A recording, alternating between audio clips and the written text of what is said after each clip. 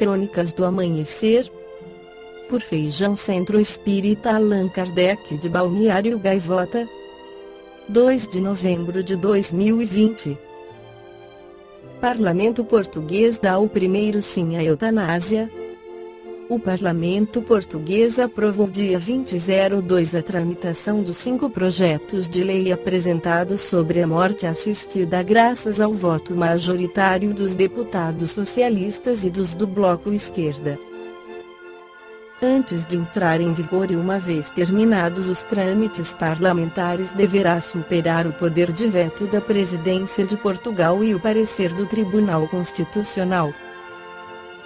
Os dois maiores partidos, o Partido Socialista (PS), 108 deputados, e o Partido Social Democrata (PSD), 79, deram liberdade de voto a seus membros e, embora possam ter acontecido cruzamentos de votos, o escrutínio final não foi tornado público, o resultado esperado não mudou. O projeto do PS foi o que obteve mais votos, 127 dos 222 deputados presentes. A Câmara tem 230, seguido pelo do Bloco, com 124. É a segunda vez que a Câmara portuguesa vota uma lei para legislar sobre esse assunto.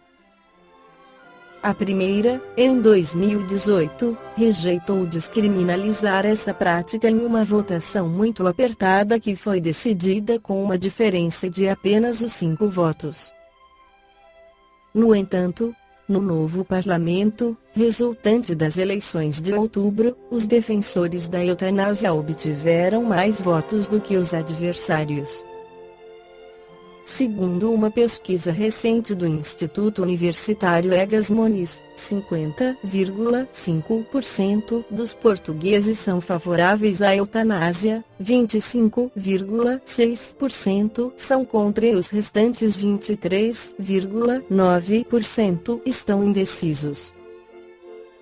As 5 propostas do PS, Bloco de Esquerda B, Pessoas, Animais, Natureza, PAN, Verdes e Iniciativa Liberal não diferem no substancial. Só poderão recorrer à morte assistida portugueses ou residentes no país maiores de idade, em pleno uso de suas faculdades mentais e que sofram de uma doença ou lesão incurável e insuportável.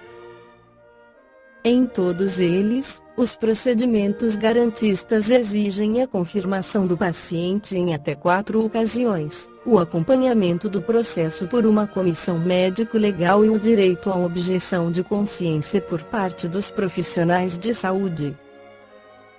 No Livro dos Espíritos, Allan Kardec questiona sobre o assunto na pergunta 953: quando uma pessoa vê diante de si um fim inevitável e horrível, será culpada se abreviar de alguns instantes os seus sofrimentos, apressando voluntariamente sua morte?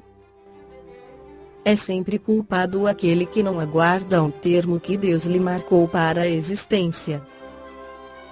E quem poderá estar certo de que, malgrado as aparências, esse termo tenha chegado, de que um socorro inesperado não venha no último momento? Concebe-se que, nas circunstâncias ordinárias, o suicídio seja condenável, mas estamos figurando o caso em que a morte é inevitável, em que a vida só é encurtada de alguns instantes. É sempre uma falta de resignação e de submissão à vontade do Criador. B. Quais, nesse caso, as consequências de tal ato? Uma expiação proporcionada, como sempre, à gravidade da falta, de acordo com as circunstâncias. No Evangelho segundo o Espiritismo, Allan Kardec volta assunto ao perguntar e receber a resposta do Espírito Bernardino em Bordeaux no ano de 1863, deve alguém pôr termo às provas do seu próximo quando possa, ou deve, para respeitar os desígnios de Deus, deixar que sigam seu curso? Já vos temos dito e repetido muitíssimas vezes que estais nessa terra de expiação para concluirdes as vossas provas e que tudo, que vos sucede é consequência das vossas existências anteriores, são os juros da dívida que tendes de pagar. Esse pensamento, porém, provoca em certas pessoas reflexões que devem ser combatidas, devido aos funestos efeitos que poderiam determinar. Pensam alguns que, estando-se na terra para espiar, cumpre que as provas sigam seu curso. Outros há, mesmo, que vão até ao ponto de julgar que, não só nada devem fazer para as atenuar, mas que, ao contrário, devem contribuir para que elas sejam mais proveitosas, tornando-as mais vivas. Grande erro. E certo que as vossas provas têm de seguir o curso que lhes traçou Deus, dar-se-á, porém, conheçais esse curso. Sabeis até onde tem elas de ir, e se o vosso Pai misericordioso não terá dito ao sofrimento de tal ou tal dos vossos irmãos, não irais mais longe.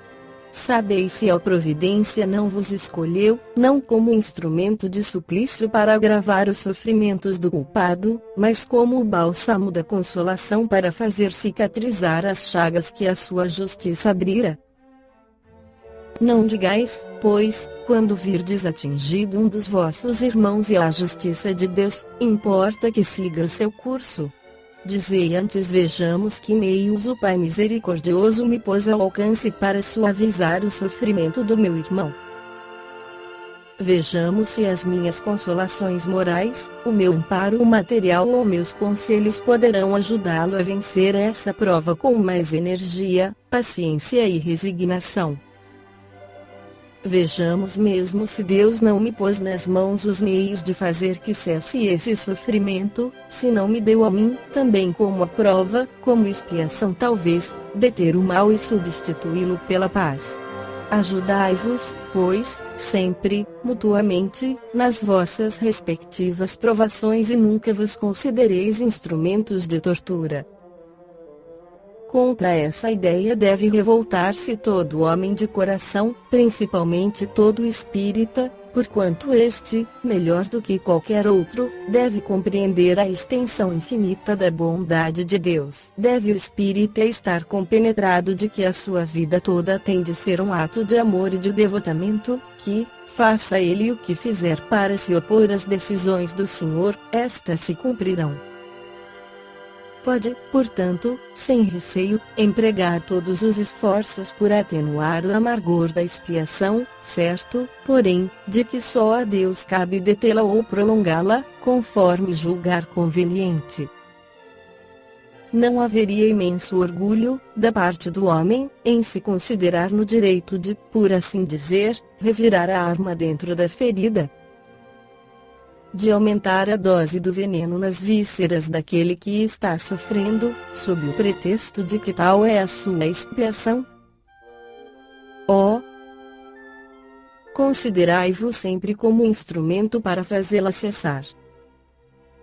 Resumindo, todos estáis na terra para expiar, mas, todos, sem exceção, deveis esforçar-vos por abrandar a expiação dos vossos semelhantes, de acordo com a lei de amor e caridade. Esta foi a crônica do amanhecer de 2 de novembro de 2020. Por Feijão Centro Espírita Allan Kardec de Balneário Gaivota. Que a paz esteja com todos.